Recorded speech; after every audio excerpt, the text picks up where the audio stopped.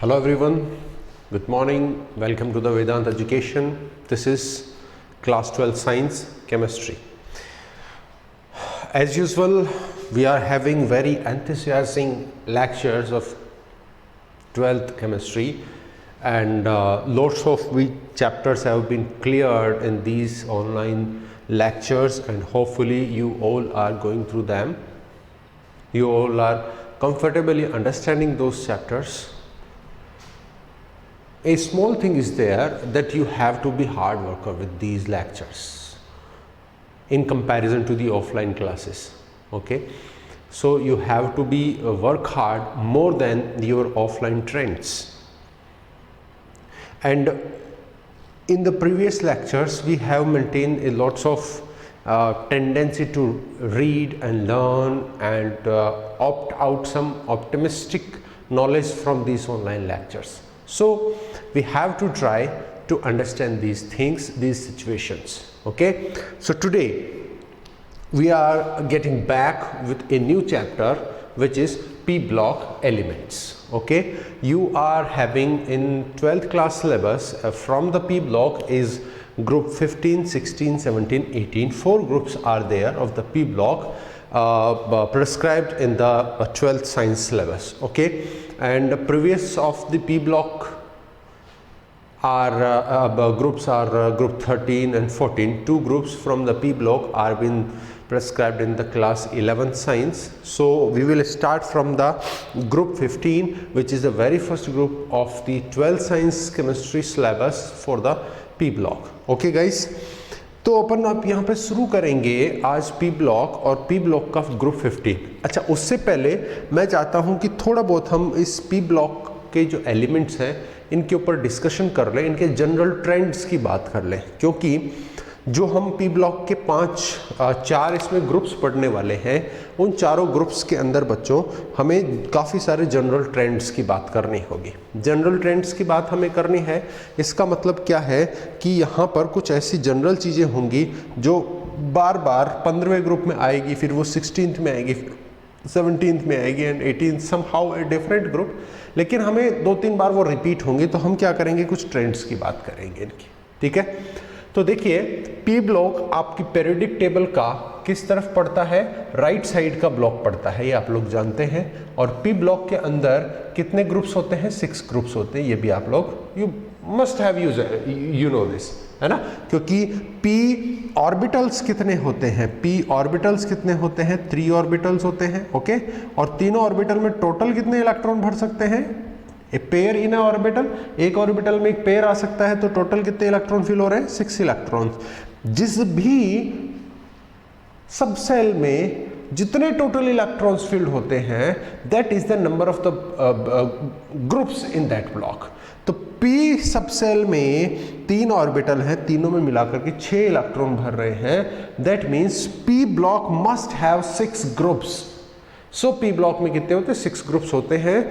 Start from 13, 14, 15, 16, 17 and 18. 18th वाले को आप स्पेसिफिक 0 ग्रुप भी बोलते हैं, है ना, इनर ग्रुप भी बोलते हैं. So in the very right of your periodic table you are just finding the P block. This is I am writing P block. और पी ब्लॉक के अंदर बथेरे एलिमेंट्स होते हैं. कितने ग्रुप्स में डिवाइडेड होता है, ये 6 ग्रुप्स में होता है. Late us talk about these 6 groups. This is the first group, जिसको हम क्या बोल देंगे, 13th बोल देंगे. फिर हमारे पास आ जाएगा 14th ग्रुप आ जाएगा, फिर हमारे पास आ जाता है 15th ग्रुप आ जाता है, फिर हमारे पास 16th ग्रुप आ जाता है, then we have 17th group and in the last we have 18th group. Okay, are you fine with this? ठीक है ना. और 18th ग्रुप बोलो या फिर इसको बोलो आप 0 ग्रुप बोल सकते हैं. ठीक है ना, दीज आर द ग्रुप्स.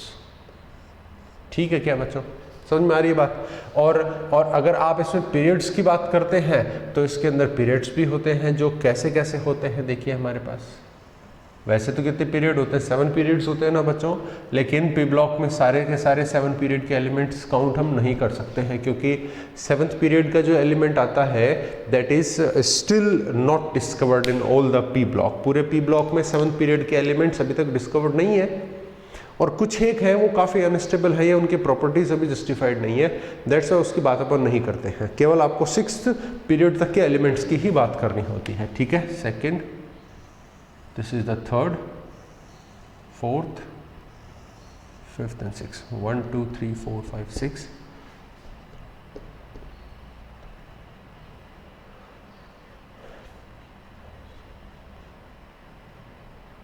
ठीक है। अब इसके अंदर अगर आप देखते हैं जो 6th ग्रुप आप देखेंगे बच्चों, उसके अंदर भी आपको थोड़ा सा एक अलर्टनेस ये रखनी है कि 6th ग्रुप के जो एलिमेंट्स हैं बच्चों, उनके अंदर भी काफ़ी सारे रेडियो एक्टिव एलिमेंट्स आ जाते हैं, या फिर हम कह सकते हैं इन द सेंस कि उनका आप डिस्कशन आपके सिलेबस में नहीं पाएंगे। समझ में आ रही है बात? उनका डिस्कशन आपको सिलेबस में नहीं मिलेगा। व्हाट इट मीन्स,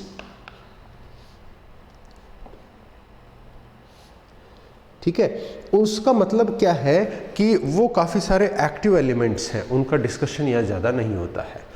लेकिन आप ये देखिए कि आपका जो पी ब्लॉक है वो शुरू हो रहा है, these all are what all these are groups, और पीरियड्स देखिए कहाँ है। मैं इस ग्रुप को यहाँ लिखूँ, चलिए मैं इत्थे लिख देता हूँ। हाँ,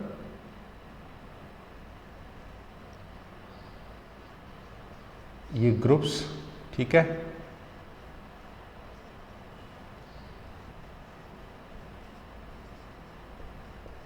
ये पीरियड्स ऐसे, ये ग्रुप्स ऐसे, ठीक है।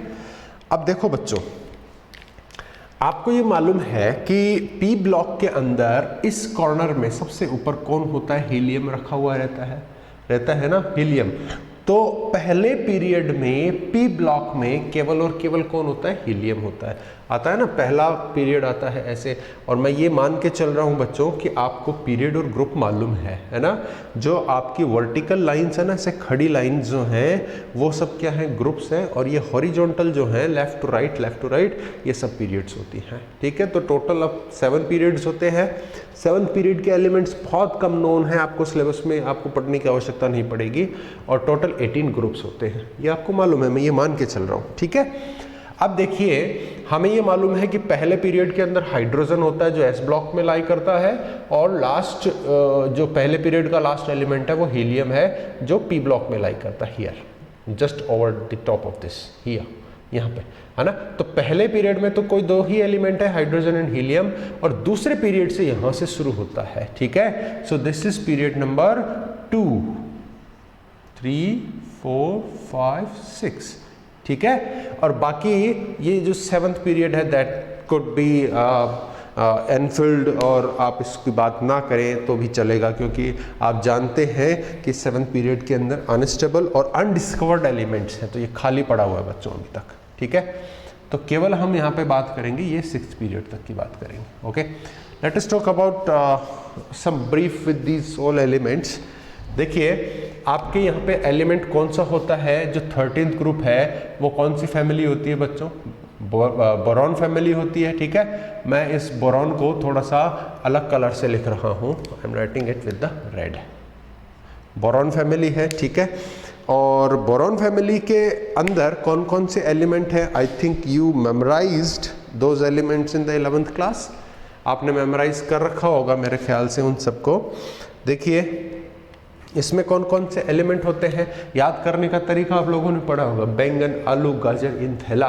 पढ़ा है क्या बच्चों? है, पढ़ा है। देखिए, बैंगन for boron, aluminium, gallium, indium, thallium, ठीक है। उसके बाद 14th ग्रुप में कौन सी फैमिली आती है बच्चों? 14th ग्रुप में आती है कार्बन फैमिली, ठीक है ना। Carbon, silicon, germanium, then tin, plumbum, lead. समझ में आ रही है बात? उसके बाद 15th ग्रुप के अंदर कौन सी फैमिली होती है? Nitrogen family, nitrogen, phosphorus. मैं ये बीच बीच में रेड क्यों ला रहा हूं अभी मैं बताऊंगा। Arsenic, antimony, and bismuth. Bismuth को हमें ब्लैक से ही लिखना है बच्चों, बिस्मथ, ठीक है। नाउ 16वें में कौन सी होती है ऑक्सीजन फैमिली? ऑक्सीजन, सल्फर,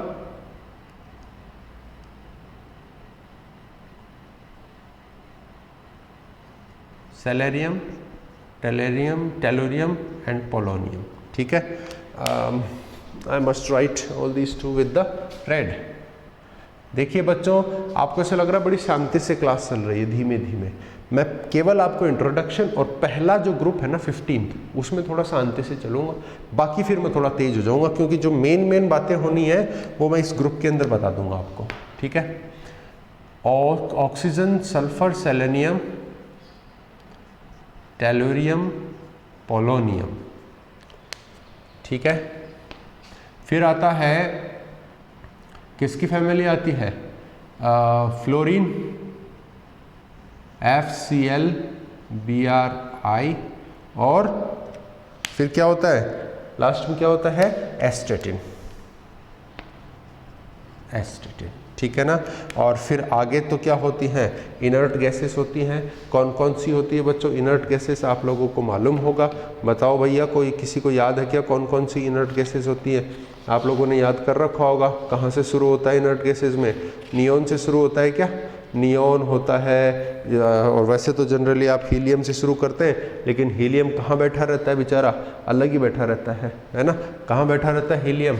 यहाँ पे सबसे बाहर उसको बिठा देते हैं, क्योंकि हीलियम भी एक बदमाश आदमी है। क्या है? बदमाश आदमी, okay.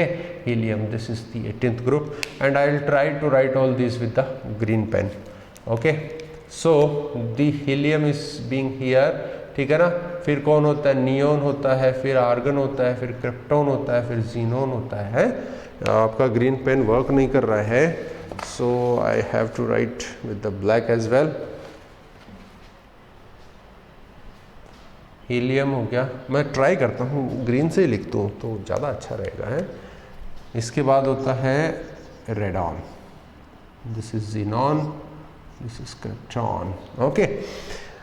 So what we find, जो हमारे पास में ये पेरियोडिक टेबल है उसका very right block is known as the P block, और इस पी ब्लॉक के अंदर आप एलिमेंट्स देखेंगे। इस ब्लॉक में आपके सामने क्या है? 6 ग्रुप्स हैं, 13 to 18, which is also known as the zero group. इसमें ये आपका फर्स्ट पीरियड हो गया और ये सेकंड से 6 पीरियड तक की हम इसमें बात करेंगे, ओके। आप लोगों को ये दिख नहीं रहा होगा, फिर से ट्राई करना चाहूँगा इसमें एक बार लिखने की। This is radon, this is not, no it's not working. मैं ब्लैक से इसको लिख रहा हूँ बच्चों, ठीक है, okay. So this is all about the periodic table. Helium, neon, argon, krypton, xenon and radon, okay.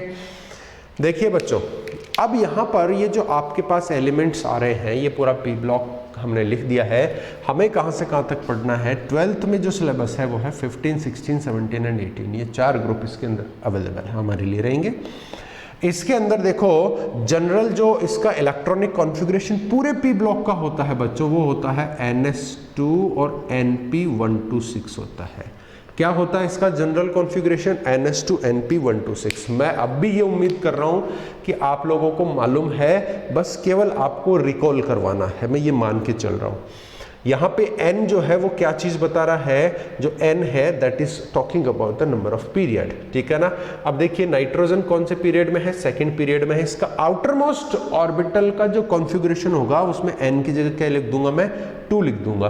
तो सेकंड पीरियड में जो भी एलिमेंट आएगा उसके लास्ट में क्या रहेगा? 2s2 2p 1 से लेकर के 6। बोरॉन में 1, कार्बन में 2, नाइट्रोजन में 3, ऑक्सीजन में 4, फ्लोरीन में 5 और नियोन में 6। और ये कौन से पीरियड के हैं? सेकंड पीरियड के हैं। तो इसी हिसाब से बोरॉन का कॉन्फ़िगरेशन क्या हो जाएगा?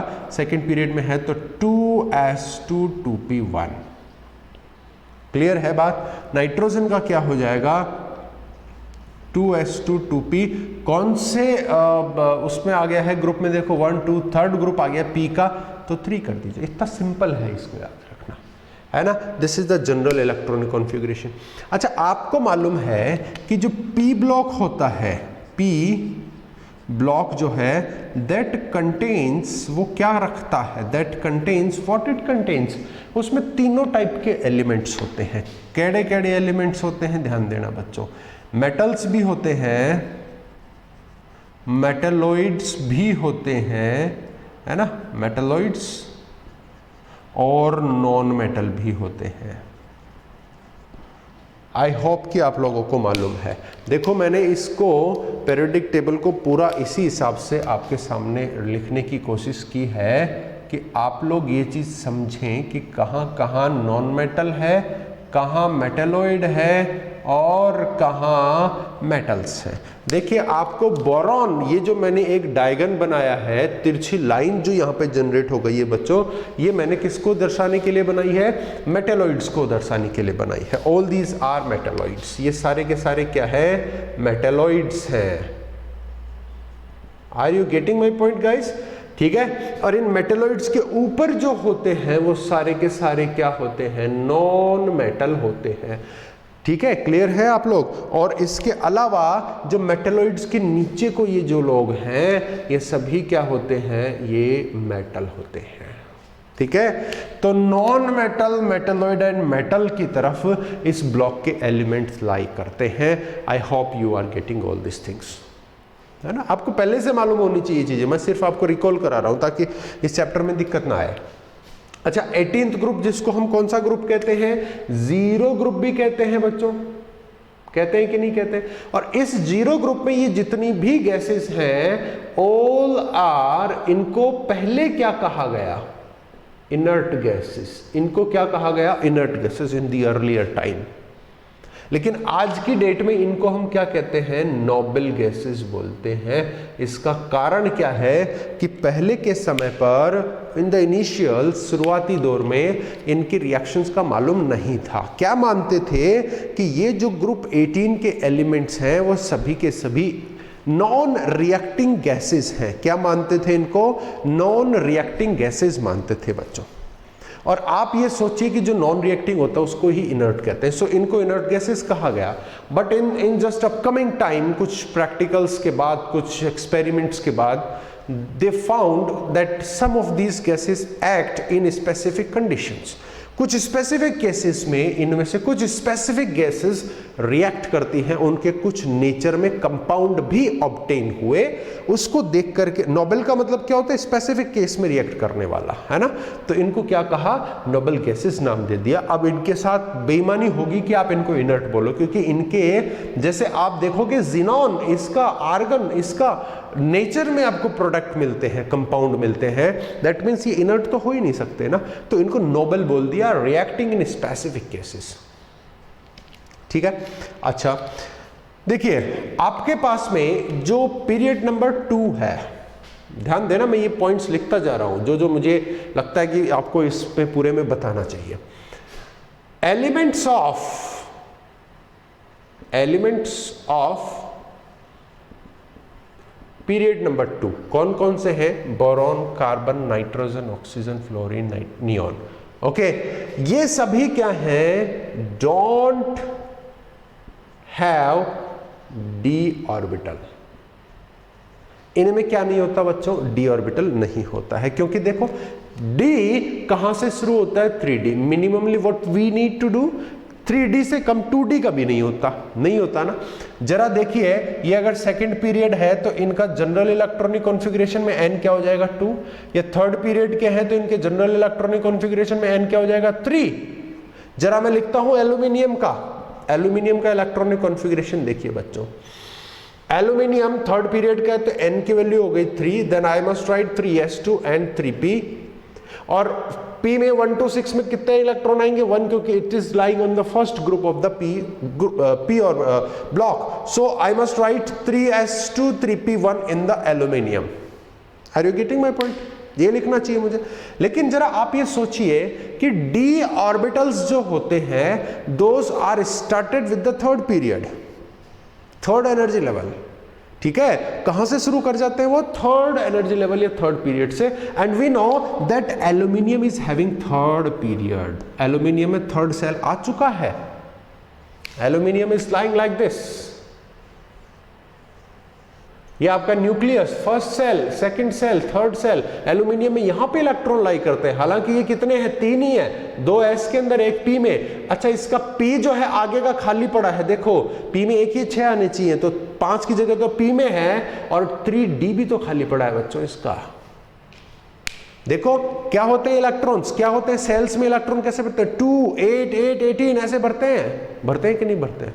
तो देखो आप अगर ये देखेंगे कि इसके अंदर कितने इलेक्ट्रॉन आ गए, 2, फिर इसमें 8, फिर इसमें 8, लेकिन यहां पे डी खाली पड़ा तो है, डी खाली पड़ा तो है हमारे पास। तो उसको देखते हुए हम क्या बोल सकते हैं कि भैया सेकंड पीरियड के एलिमेंट्स में डी नहीं होता। बट जैसे मैंने नाइट्रोजन का लिख देना है, नाइट्रोजन का कॉन्फ़िगरेशन सेकंड पीरियड में तो n की वैल्यू 2 हो गई, NH2 NP कौन से में आ गया, 15th में, मतलब थर्ड आ गया ना यहां से, 1 2 3, थर्ड तो P3, ये हो गया विदाउट D वाला, और this is with D। Others have vacant D और F ऑर्बिटल। अरे वाह वाह वाह, F ऑर्बिटल, F कहां से आ गया, किसमें होता है, ढूंढते हैं हम। देखिए F कहां से शुरू होता है, 4F से। बच्चों ध्यान देना, कहां से शुरू होता है, 4F से। तो अगर ये 4F से शुरू होता है तो इसका मतलब 4F कहां होना चाहिए, जहां पे 5S होगा। जहां पे 5S होगा वहां पे क्या आएगा, 4F आएगा। जरा आप इस बात को देखिए, गौर से सोचिए इस बात को कि आपके जो यहां पे पीरियोडिक टेबल है इसके अंदर 5S कहां पे मिलेगा आपको, 5S कहां पे मिल रहा है, इस बात को देखिए जरा आप, ठीक है। लेकिन वो फील्ड होगा या अनफील्ड होगा, वैकेंट होगा, वो चीज़ एक बाद में अपन जस्टिफाई करेंगे। लेकिन आपको अभी तक ये फाइंड करना है कि वेयर द 5S कितने है। गौर से देखो बच्चों, S N के वैल्यू 5 हियर है ना, लेकिन F तो कहां से शुरू हो जाता है बच्चों, कहां से शुरू हो जाता है, 4th पीरियड से शुरू हो जाता है। हो जाता है कि नहीं हो जाता है। इसका मतलब इन सभी एलिमेंट्स में 4F आ गया है। देखना जरा, यहां पे 3D आ गया है, ठीक है, इन सभी एलिमेंट्स में। इनमें क्या आ गया, 4D भी आ गया और 4F भी आ गया। इनमें क्या आ गया, 4D, 3D तो है ही है, 4D 4F भी आ गया, फिर 5D 5F भी आ गया। इसका मतलब सेकेंड पीरियड को अगर आप छोड़ देते हैं, इन दैट केस आपके पास यहां पे केवल क्या है, d ऑर्बिटल नहीं है, p और s है, लेकिन बाद में क्या है, d और फिर f भी शुरू हो जाता है। समझ में आ रही है? इसका मतलब बच्चों, इसका मतलब दो हमारे पास ऐसी सिचुएशंस हैं जहां पर पे क्या हो रहा है, जहां पर दो चीजों का खेल है। दो चीजों का खेल क्या है कि यहां पे नाइट्रोजन में डी ऑर्बिटल नहीं है और यहां पे डी ऑर्बिटल है लेकिन खाली है।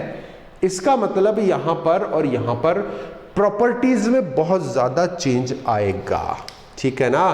देखो डी ऑर्बिटल सेकंड में नहीं है, थर्ड में है, so from second to third migrate करेंगे, then we will see drastic change in properties. क्या आप इस बात से सहमत हैं कि भैया इतना तगड़ा ड्रास्टिक चेंज आपको सेकंड से थर्ड पीरियड में जाने में नजर आ रहा है, तो प्रॉपर्टीज में भी ऑब्वियसली आएगा, बिकॉज जितनी भी अब हमारी पीरियोडिक टेबल है ये मॉडर्न पीरियोडिक टेबल है बच्चों, और ये डिपेंड किस पे करती है, ये इलेक्ट्रॉनिक कॉन्फ़िगरेशन पे डिपेंड करती है, and the electronic configuration is being changed from second to third period. We are just finding a drastic change in electronic configuration, और उसी के बिहाफ पे तो आपका पूरा टेबल है, उसी के बिहाफ पे तो प्रॉपर्टीज है, then properties must also be changed drastically. So what we see that from the second to third period the properties are blastingly changed. वो आपको देखने को मिलेगी हर एक ग्रुप के अंदर। आप 15 पढ़ोगे, 16, 17, आपको हर ग्रुप के अंदर ये वाली बात आपको बार बार देखने को मिलेगी। Due to the starting of the vacant d orbital, due to the starting of the vacant d orbital. Okay अच्छा, एफ कहां से शुरू हो रहा है? यहां से शुरू हो रहा है बच्चों, ध्यान देना, है ना, एफ यहां से शुरू हो रहा है, लेकिन भरना कहां से शुरू हो रहा है? ध्यान देना इस बात पे, कम ऑन ध्यान देना। देखिए यहां से यहां गए, डी वैकेंट आना शुरू हुआ है, क्योंकि इनमें सब में क्या है? 3p है तो 3d भी होगा, लेकिन इलेक्ट्रॉन तो कहां तक जाता है? p तक ही जाता है, डी में तो इलेक्ट्रॉन जाता है नहीं, इसका मतलब डी है बट वैकेंट। लेकिन आप यहां से घूम करके वापस शुरू से आएंगे, इसमें आ गए तो अरे बच्चों इसमें तो 4d आ गया, ध्यान देना, 3s 3p और यहां पे आपने खत्म किया क्या? 3p, उधर गए तो बीच में यहां से कौन आ गए? यहां कौन आ गए?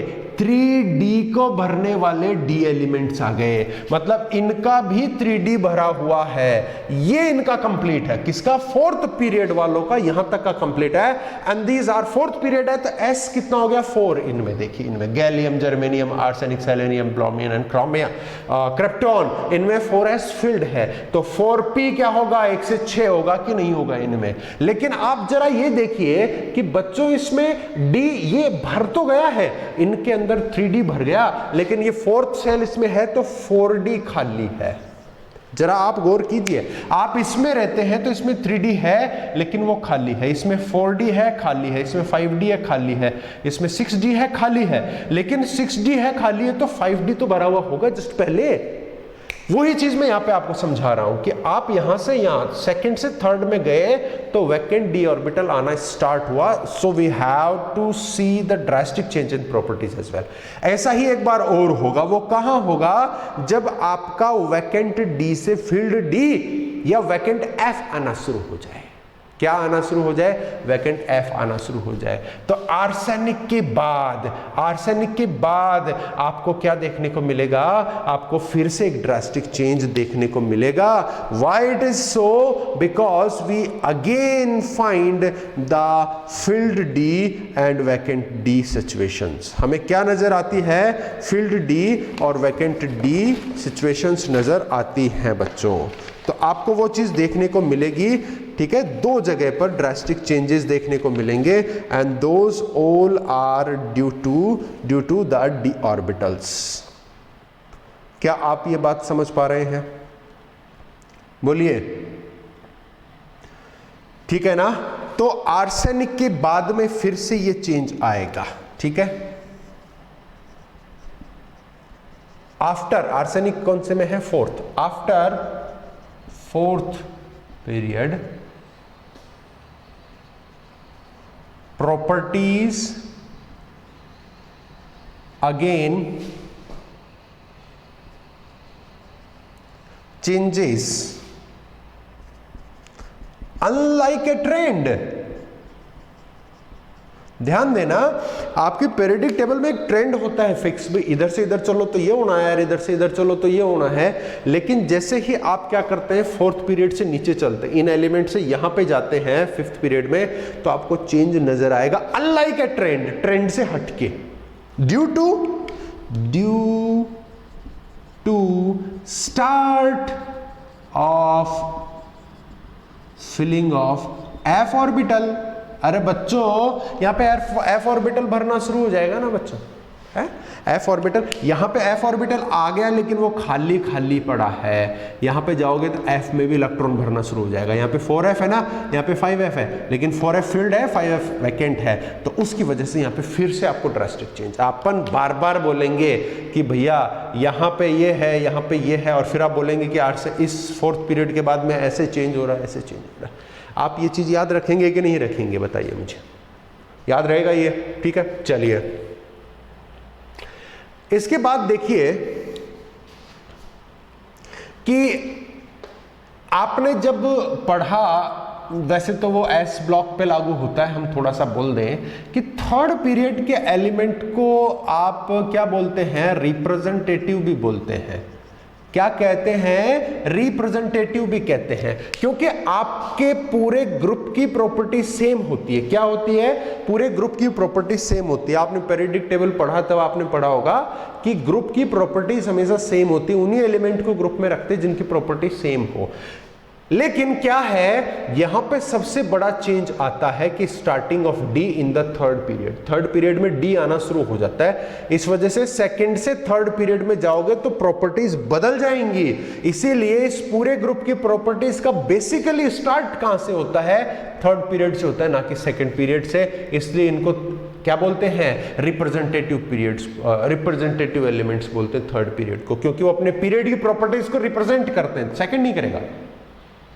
ठीक है, हमेशा ध्यान रखिए, चाहे आप 15th ग्रुप पढ़ें, चाहे 16th पढ़ें, चाहे 17th पढ़ें, इनमें ये जो है ना, ये लोग ये बड़े बदमाश हैं। क्या है, elements of period second will have anomalous behaviour. क्या होगा, एनामलस बिहेवियर होगा ही होगा। इसका मतलब हटके प्रॉपर्टीज आएंगी, और हर ग्रुप में अपने को ये पढ़ना है। 15th ग्रुप आप पढ़ रहे हैं तो नाइट्रोजन के एनामलस बिहेवियर आपको पढ़ना है, 16th पढ़ रहे हैं तो आपको ऑक्सीजन के एनामलस बिहेवियर पढ़ने हैं, 17 में फ्लोरीन के एनामलस बिहेवियर पढ़ने हैं। एनामलस बिहेवियर का मतलब क्या है कि ग्रुप आपका पूरा कुछ और प्रॉपर्टीज शो करेगा, और ये अकेले सेकंड पीरियड की जो एलिमेंट है वो अलग ही चलेंगे। इसको बोलते हैं एनामलस बिहेवियर। बताइए आपको ये बात समझ में आ रही है कि नहीं आ रही है? ठीक है क्या? अच्छा, इसके अंदर और 2-4-5 जनरल ट्रेंड्स होते हैं, वो आप लोग पहचानते हैं। क्या जनरल ट्रेंड्स होते हैं बच्चों? जनरल ट्रेंड्स इनके अंदर होते हैं कि किसी भी ग्रुप के अंदर अगर आप टॉप टू बॉटम जाते हैं तो बताइए कि साइज का क्या खेल है बच्चों? मैं जा रहा हूं किधर? Top to bottom. ठीक है, तो इसमें देखो क्या क्या होगा। टॉप टू बॉटम जाओगे तो साइज क्या होती है, बढ़ती है, क्योंकि इसमें क्या हो रहे हैं, क्या बढ़ रहे हैं? देखिए सेल्स बढ़ रहे हैं, यहाँ पे 2 ही सेल्स या 3, यहाँ पे 4 या 5 6 सेल्स बढ़ रहे हैं, तो साइज इंक्रीज। और अब देखिए ऊपर कौन है, नॉन मेटल है, फिर मेटेलोइड है, मतलब मिक्स प्रॉपर्टीज हो गई, और फिर क्या हो रहा है, मेटल्स हो रहे हैं। इसका मतलब मेटेलिक प्रॉपर्टी बढ़ रही है। तो साइज जब भी बढ़ेगा बच्चों याद रखना है कि मेटेलिक नेचर क्या होगी, बढ़ेगी। तो टॉप टू बॉटम जाओगे तो साइज बढ़ रही है तो मेटेलिक प्रॉपर्टी बढ़ रही है, तो नॉन मेटल घटेगा। ठीक है, मेटल्स की क्या होती है, पॉजिटिव नेचर होती है, तो इलेक्ट्रो पॉजिटिविटी इनकी क्या होगी, बढ़ेगी। Electropositivity will also increase from top to bottom, क्योंकि मेटल बढ़ रहे हैं तो पॉजिटिविटी बढ़ेगी। समझ में आ रही है बात? और अगर आप ये देखेंगे कि पॉजिटिविटी बढ़ रही है तो ऐसे केस में आप मेटल्स बढ़ रहे हैं तो आप क्या कहेंगे, एमपीबीपी जो होते हैं, MPBP that means melting point and boiling points भी क्या होने चाहिए, इंक्रीज होने चाहिए ना। अच्छा देखो, इलेक्ट्रॉन पॉजिटिविटी बढ़ रही है तो इलेक्ट्रॉन नेगेटिविटी क्या होगा, इलेक्ट्रोनेगेटिविटी क्या होगा, वो घटेगा। Negativity, electronegativity will decrease from top to bottom, क्योंकि भैया मेटल्स हैं, मेटल तो पॉजिटिव नेचर रखता है, तो वो नेगेटिव नेचर उसकी कम होगी जब भी तो पॉजिटिव नेचर रखेगा। तो टॉप टू बॉटम आप इस वाले ट्रेंड को भी देख सकते हैं। ठीक है, अदर देन दिस आप और अगर इसमें देखना चाहें तो साइज के साथ आप इसको कोरिलेट करते जाइए, टॉप टू बॉटम देखते जाइए। ठीक है, लेफ्ट टू राइट के अंदर क्या होता है बच्चों, देखिए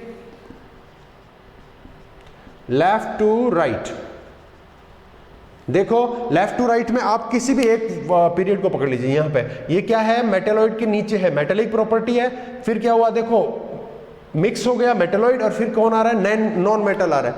तो लेफ्ट टू राइट चलने पर हमेशा साइज डिक्रीज होता है। देखो साइज डिक्रीज हो गया, और साइज इंक्रीज था तो मेटेलिक प्रॉपर्टी बढ़ रही थी, तो साइज डिक्रीज होने पे मेटेलिक प्रॉपर्टी भी क्या होनी चाहिए, डिक्रीज होनी चाहिए। मेटेलिक प्रॉपर्टी बढ़ रही थी तो पॉजिटिविटी बढ़ रही थी, तो पॉजिटिविटी क्या होगी, पॉजिटिविटी मेटेलिक के साथ डिक्रीज के साथ डिक्रीज होगी, तो नेगेटिविटी हमेशा बढ़ेगी।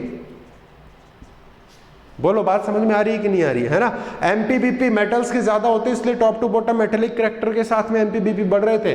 लेफ्ट टू राइट आप जा रहे हो तो एमपीबीपी क्या होंगे, नॉन मेटल बढ़ रहा है तो क्या हो जाएगा, MPBP will be decreasing. Yes we can सी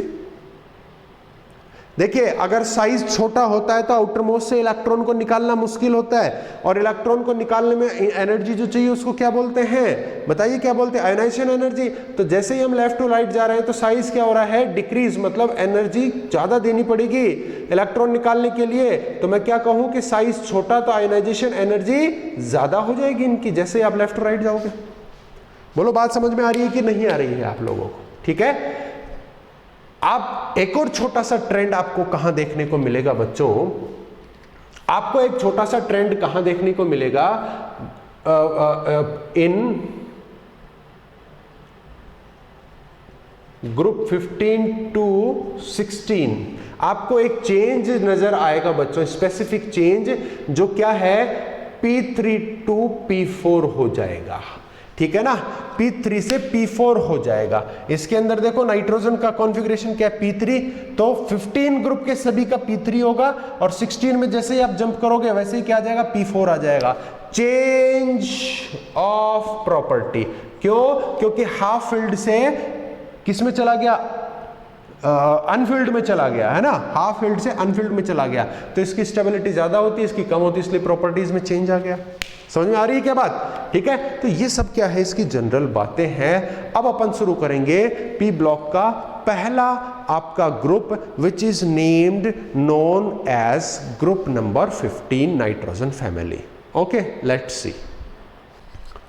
चलिए अब देखिए, अब अपन पढ़ रहे हैं group 15, the very first group in your this syllabus, group 15। अब ग्रुप 15 के अंदर कौन कौन से एलिमेंट हैं अभी हम देख चुके हैं, nitrogen, phosphorus, arsenic, antimony and bismuth. ठीक है, हियर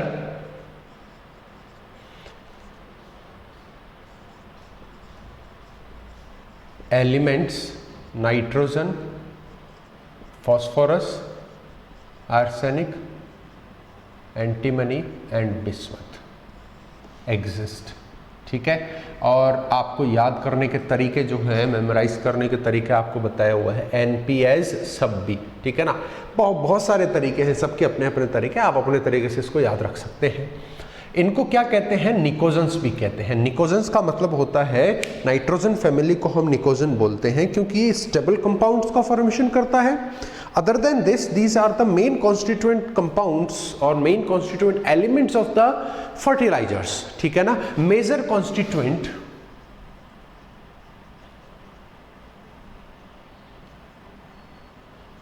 of fertilizers, ये क्या होते हैं, फर्टिलाइजर्स के मेजर कॉन्स्टिट्यूएंट्स होते हैं। So we ask them as the nicosin families. Okay, इसमें एलिमेंट ये हो गए। अगर आप देखेंगे तो इसमें नाइट्रोजन एंड फास्फोरस क्या होते हैं, दीज आर नॉन मेटल।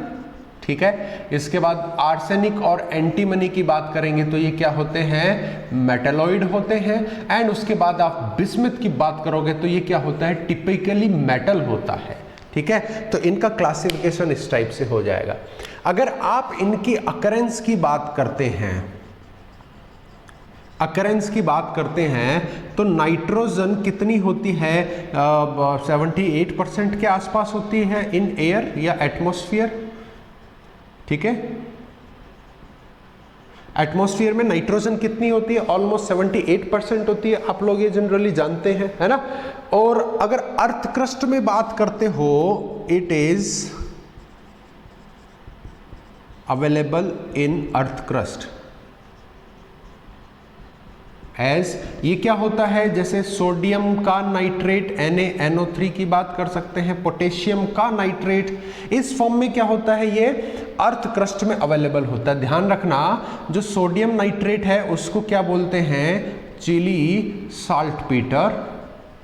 ठीक है, ये जो मिनरल्स हैं, सॉल्ट्स हैं, सॉरी, इनका नाम होता है ये, इसको चिली साल्टपीटर बोल रहे हैं, और इसको क्या बोलते हैं, इंडियन सॉल्ट पीटर कहते हैं।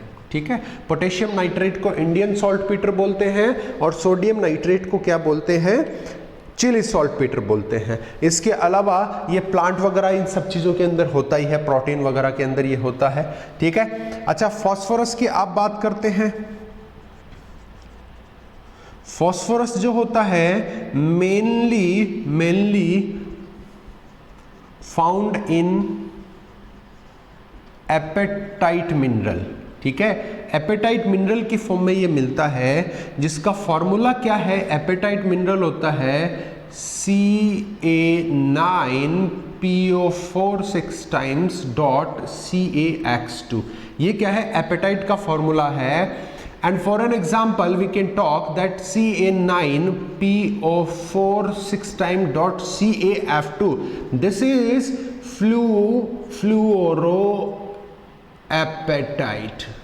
ओके, ये है इस मिनरल का नाम। तो फ्लोरोएपेटाइट क्या होता है, ये आपका एपेटाइट मिनरल का एक एग्जाम्पल है बच्चों, ठीक है ना। और ये जो एपेटाइट मिनरल्स हैं वो जनरली कौन से जगह पर मिलते हैं, ये मेन कंपोनेंट होते हैं फॉस्फेट रॉक्स के, ठीक है ना। ऑफ फॉस्फेट रॉक्स, ठीक है, फॉस्फेट रॉक्स के अंदर होते हैं, ठीक है। इसके अलावा फॉस्फोरस आप जानते हैं कि बोन्स वगैरह में होता है, ह्यूमन एंड एनिमल्स सबके अंदर फॉस्फोरस होता है, नाइट्रोजन होता है बोन्स के अंदर एंड टीथ के अंदर, ये मेनली प्रेजेंट होता है, ठीक है। और इसके अलावा बाकी जैसे आप बिस्मुथ और आर्सेनिक, एंटीमनी इनकी बात करोगे तो ये सल्फाइड सॉल्ट्स मिनरल्स की फॉर्म में होते हैं ना, ठीक है। तो ये जनरल इनके अकरेंस की बात हुई। इसके बाद में जो पॉइंट आता है इसका, वो आता है इलेक्ट्रॉनिक कॉन्फ़िगरेशन। बच्चों ध्यान देना कि मैं यहाँ पर जो भी चीज़ें मैं इस ग्रुप की बताऊंगा उनमें थोड़ा सा धीमे चलूंगा, लेकिन 16, 17, 18 ग्रुप में ये जो जनरल चीज़ें हैं उनमें मैं बड़ी तेज़ी से उड़ान भरूंगा, ध्यान रखना, ठीक है, क्योंकि कॉमन चीज़ें होती है। देखो इलेक्ट्रॉनिक कॉन्फ़िगरेशन इसका क्या होता है, इलेक्ट्रॉनिक कॉन्फ़िगरेशन मैंने आपको बताया था कि पूरे पी ब्लॉक का इलेक्ट्रॉनिक कॉन्फ़िगरेशन क्या होता है, NS2NP126 होता है, यही होता है। अब आप ये देखिए कि आप कौन से ग्रुप की बात कर रहे हैं, बताइए कौन सा ग्रुप है, 15th है। 15th है मतलब 13, 14, 15, third group in the P block. और थर्ड ग्रुप के पी ऑर्बिटल्स के अंदर कितने इलेक्ट्रॉन होते हैं, 3 इलेक्ट्रॉन होते हैं।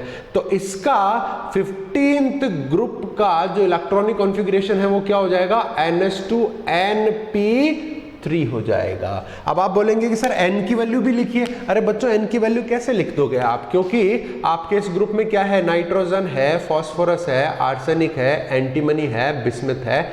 ये आपका सेकंड ग्रुप में आता है, ये थर्ड में, ये फोर्थ में, ये फिफ्थ में और ये सिक्स में। तो इसका ये n है बच्चों। अगर नाइट्रोजन के लिए लिखोगे तो इसके लिए क्या हो जाएगा, n की जगह आप लिख दोगे 2s2 2p3। फॉस्फोरस के लिए लिखोगे तो क्या आ जाएगा, 3 आ जाएगा, तो 3s2 3p3। आर्सेनिक के लिए लिखोगे तो 4 आ जाएगा, 4s2 4p3 हो जाएगा। But general for this group is NS2NP3, और इस पूरे ब्लॉक के लिए हमेशा ही ये चलेगा NS2NP126। Are you getting my point? क्या आपको इलेक्ट्रॉनिक कॉन्फ़िगरेशन समझ में आ गया? ठीक है, होपफुली आपको ये चीज समझ में आ गई है। चलिए हम बात करते हैं एटॉमिक रेडियस की, बात करते हैं आयोनिक रेडियस की, बात करते हैं। ठीक है, देखिए क्या है एटॉमिक रेडियस और आयोनिक रेडियस। एक बात बताइए, अभी मैंने थोड़ी देर पहले आपको क्या बताया था, एक जनरल ट्रेंड बताया था। ठीक है, ध्यान दीजिएगा, एटॉमिक या आयोनिक रेडियस, जो ट्रेंड एटॉमिक रेडियस में होता है वो आयोनिक रेडियस में होता है। देखिए बच्चों समझिए, समझना, top to bottom in general सामान्यतया क्या होता है, in general top to bottom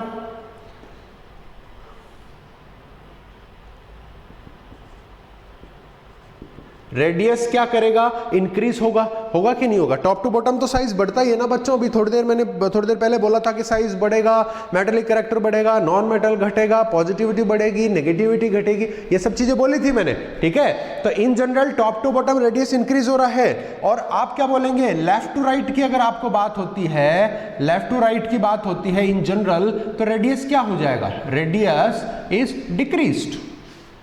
समझ में आ रही है बात? लेकिन मैंने आपको क्या कहा था कि एक तो आप कहां से कहां जाते हैं, सेकंड से थर्ड पीरियड के अंदर जाते हैं, तब ड्रास्टिक चेंज आते हैं। तो ड्रास्टिक चेंज इन दी एटॉमिक स्ट्रक्चर और एटॉमिक रेडियस भी आने वाला है। ठीक है, बट ये वही चीज मैं यहां पे लिखूंगा, from second to third period. D क्या क्या, ध्यान देना बच्चों, मैंने यही बोला था आपको, इसीलिए मैंने इतना टाइम उसमें खर्च किया है। Vacant d orbital starts to come, क्या आना शुरू हो जाता है? वैकेंट डी ऑर्बिटल आने शुरू हो जाते हैं। देखो थर्ड पीरियड में पी फास्फोरस, इसके अंदर क्या है? थर्ड सेल आ रहा है, थर्ड सेल में तो डी भी होता है, तो 3D इसमें वैकेंट बैठा है, इसलिए अचानक सेकंड से थर्ड में जाने पर so the size is increased. अरे भैया इंक्रीज तो हो ही रहा है, ये देखिए रेडियस टॉप टू बॉटम गए तो इमीडिएटली या लार्जली, कैसे? लार्जली कैसे?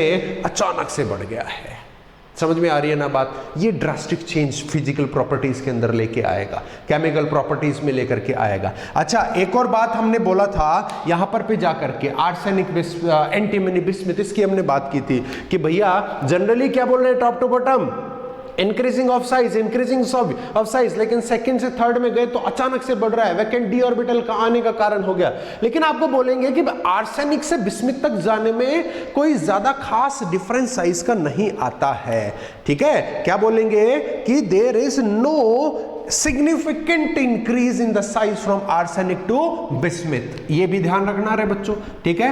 But from arsenic to bismuth क्या होता है? Size is not significantly increased. इसका कहने का मतलब क्या है कि भैया सिग्निफिकेंटली इंक्रीज नहीं होता है साइज में।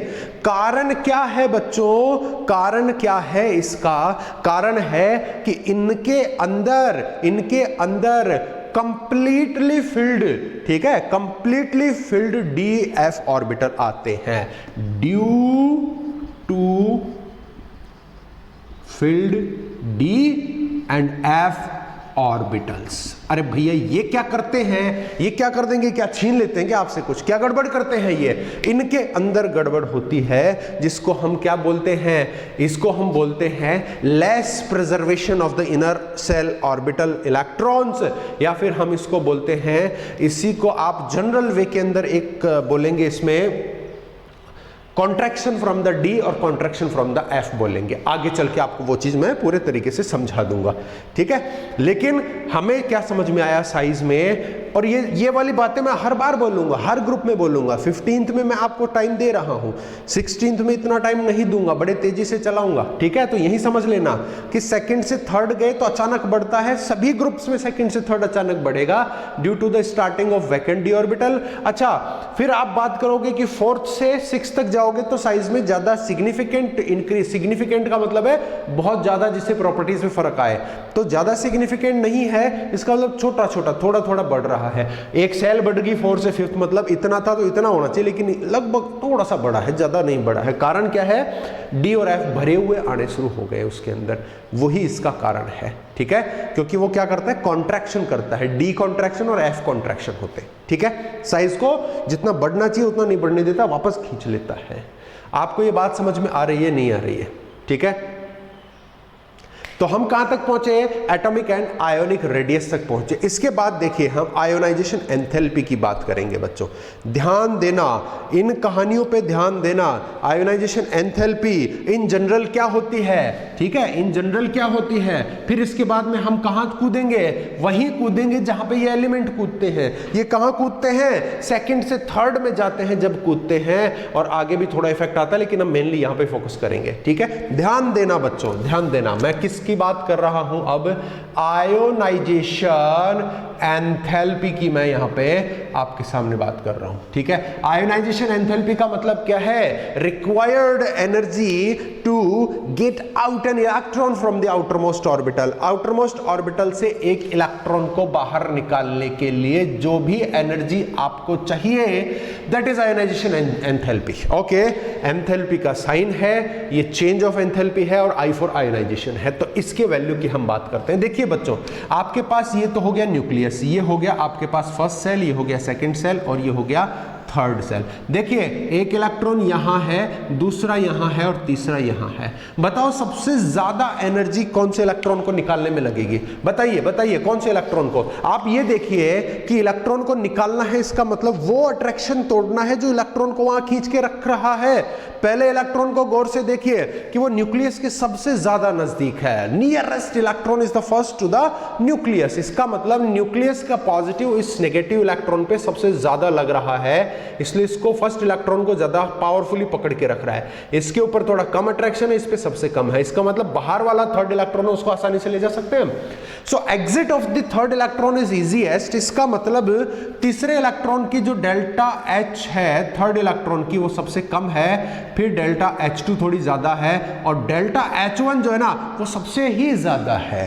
तो बस ऐसा ही क्या होगा, ये साइज बढ़ रही है ना, बाहर की तरफ जा रहे हैं। तो अब आप देखेंगे कि टॉप टू बॉटम जा रहे हैं बच्चों, तो साइज बढ़ रहा है। साइज बढ़ रहा है मतलब न्यूक्लियस से बाहर वाले इलेक्ट्रॉन की दूरी बढ़ती जा रही है। इसका मतलब आयोनाइजेशन एंथैल्पी कम।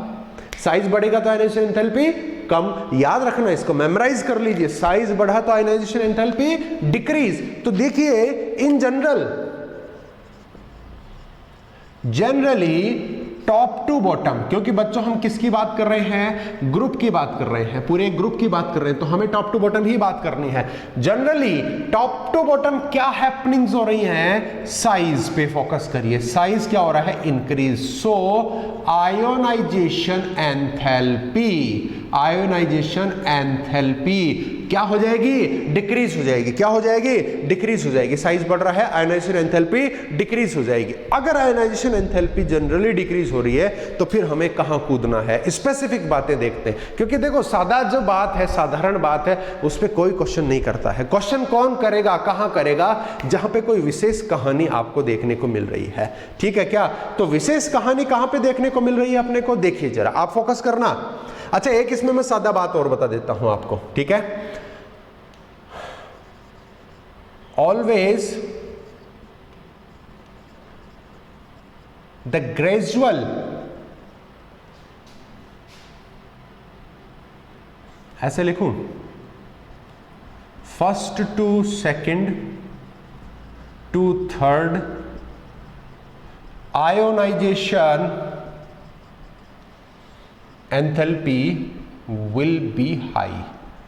इसका मतलब क्या हुआ कि आपका डेल्टा IH फर्स्ट जो है ना वो सबसे कम रहेगा, डेल्टा IH2 थोड़ा ज्यादा रहेगा, फिर डेल्टा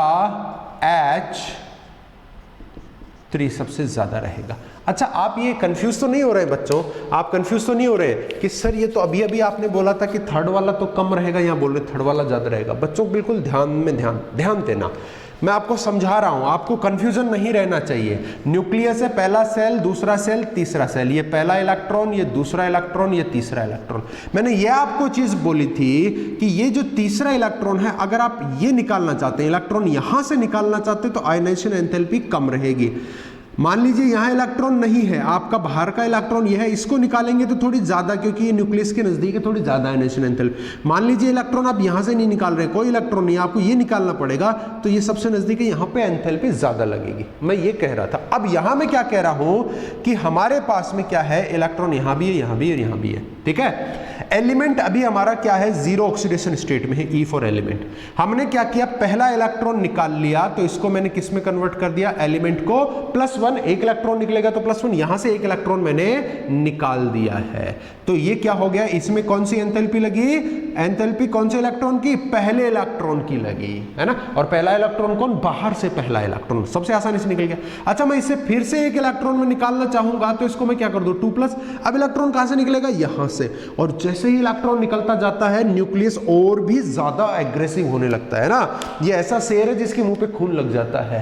क्यों, क्योंकि पहले क्या था, इन 3 इलेक्ट्रॉन को ये रोक के बैठा था, अब क्या है, इसको निकालने के बाद इसमें क्या है, इन 2 को ही रोक के बैठा है, इन 2 को ही, तो इसकी ताकत ज्यादा हो गई ना। पहले तो 3 में ताकत बढ़ रही थी, अब 2 में ताकत बढ़ रही है। अब ये जो दोनों इलेक्ट्रॉन है और भी पावरफुली बाउंडेड हैं, तो इससे इसमें कितने इलेक्ट्रॉन है, 1 और 2, क्योंकि ये वाला इलेक्ट्रॉन निकल चुका है, इसमें से एक इलेक्ट्रॉन निकला, इसमें कन्वर्ट हो गया। Now we are having 2 electrons. और इसका अब पावर ज्यादा है, इसका मतलब मैं इसी इलेक्ट्रॉन को निकालूंगा तो मेरे पास आयोनाइजेशन एंथैल्पी कौन सी कहलाएगी, सेकंड, वो और भी ज्यादा लगेगी क्योंकि अब ये पावरफुली अटैच हो गया।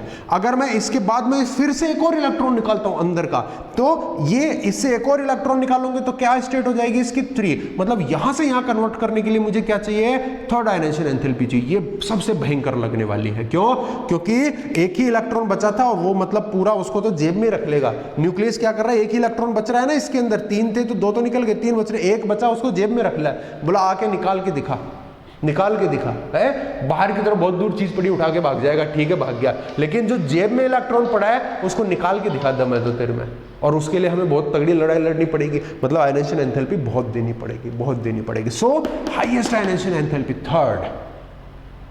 ये तो हो गई आपकी जनरल खानी, क्या जनरल खानी। अब कूदना भी तो है ना अपने को, कूदते हैं, चलो देखो उस पे फोकस करना बच्चों, सेकंड से थर्ड पीरियड में चलते हैं।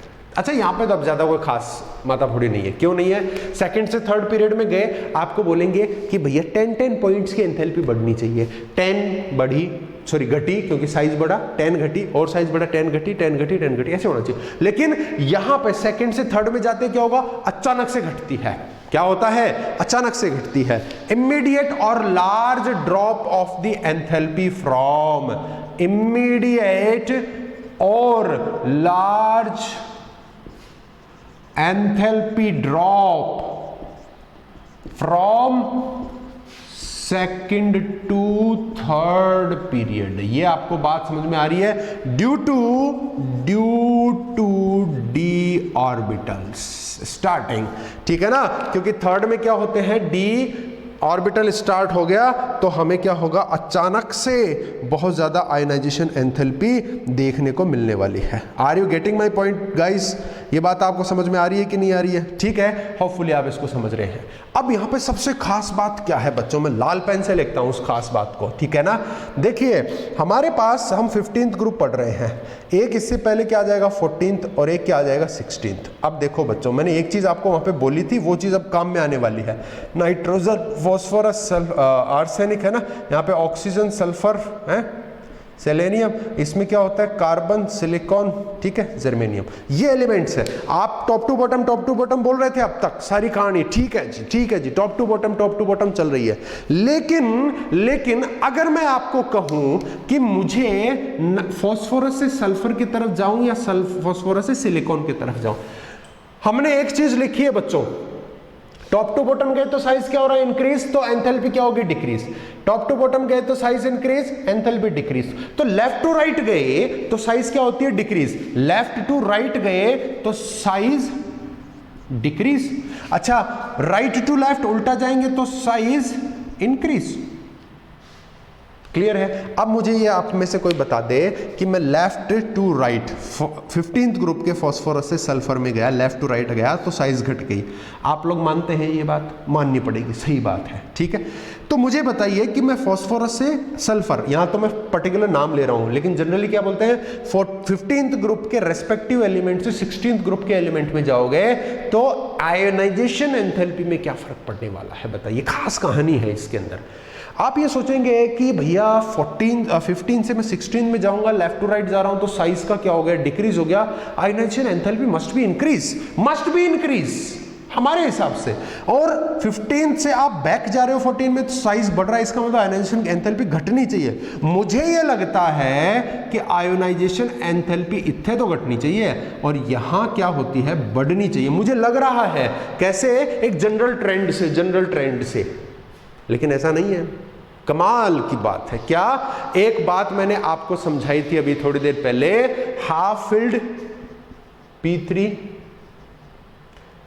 तेरी तो P3, ठीक है, और एक हो जाए आपका P6 और फिर एक हो जाए आपका P126 है।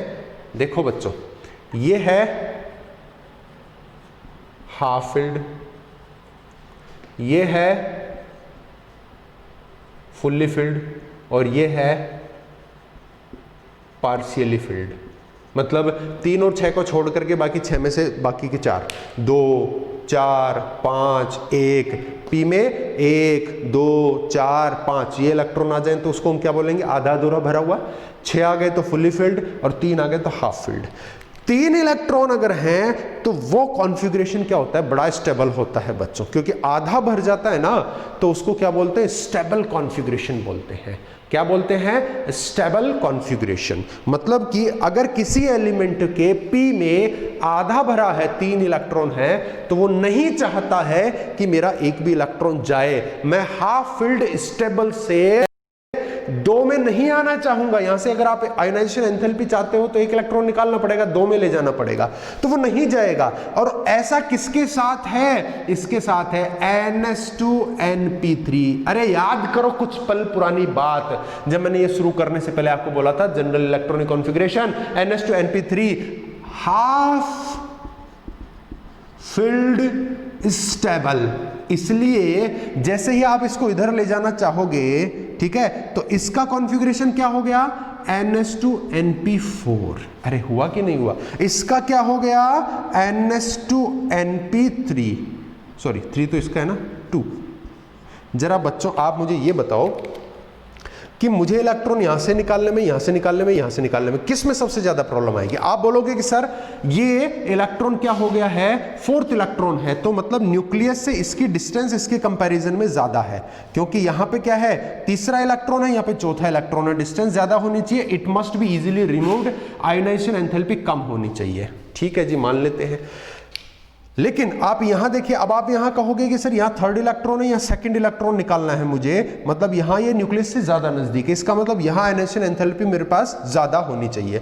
लेकिन होता क्या है, इसकी आयनाइजेशन एंथैल्पी सबसे ज्यादा होती है, किससे, इससे भी ज्यादा होती है और इससे भी ज्यादा होती है। देन आई कैन राइट कि NS2NP3 की आयनाइजेशन एंथैल्पी दोनों से ही ज्यादा रहेगी। ठीक है, कम किसकी रहेगी, सबसे कम रहेगी इसकी, इसका साइज छोटा हो रहा है NS2NP4 की, और यहां हो जाएगा P2 की, P3 P2 P4। P3 किसकी है आपके 15 की, P4 किसकी है 16 की, और P2 किसकी है 14 की। क्यों हुआ, क्योंकि इसके जो एलिमेंट्स हैं उनमें हाफ फिल्ड p ऑर्बिटल है जो बहुत ज्यादा स्टेबल होता है। ये 1 इलेक्ट्रॉन निकालने में बहुत दिक्कत करने वाला है, क्योंकि स्टेबल है तो हमें क्या करना पड़ेगा, ज्यादा एनर्जी देनी पड़ेगी, आयनाइजेशन एंथैल्पी बहुत खर्च करनी पड़ेगी।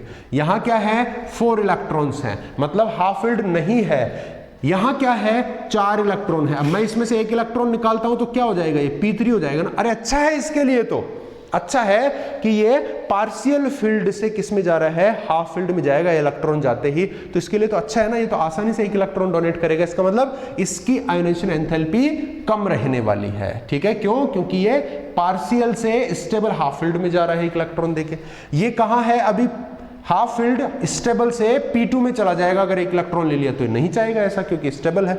यहां पे क्या है, 1 इलेक्ट्रॉन जाएगा तो अभी भी पार्शियल है, 2 इलेक्ट्रॉन और 1 बचेगा P के अंदर, फिर भी पार्शियल रहेगा, कोई खास फर्क नहीं पड़ेगा।